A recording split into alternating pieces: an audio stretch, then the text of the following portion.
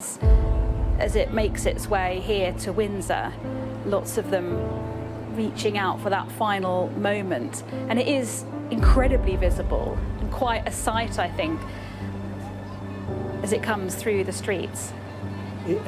Astonishing, and people mainly here silent, but there's been clapping, cheering, throwing of flowers. People really wanting to show their appreciation as well as pay their respects.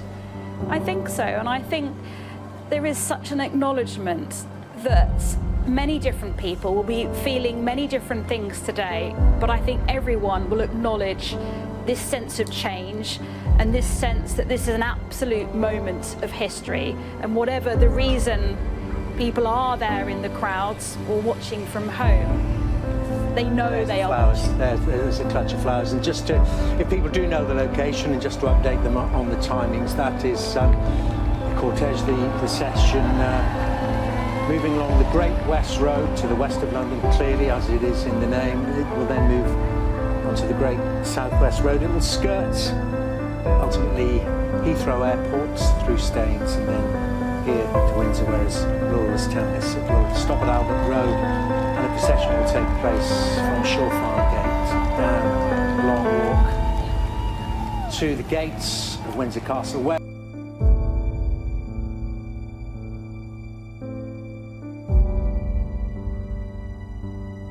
it will then be met again by members of the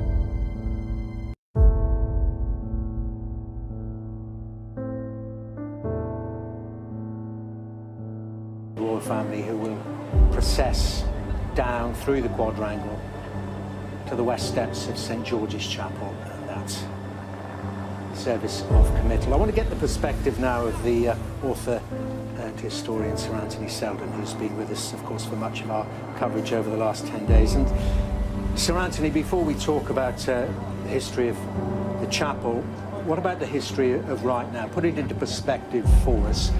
The funeral, the procession, what we have seen and what we're seeing now.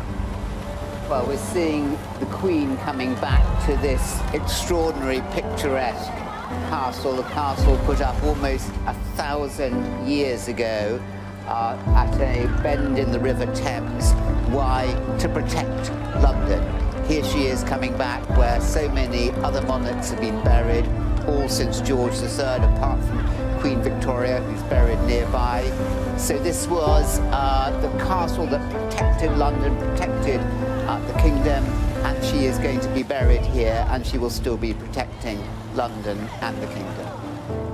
And on the crowds, if we needed any reminder of just how supremely popular Her Majesty was, there it is. I think this is really extraordinary, Devon. I didn't...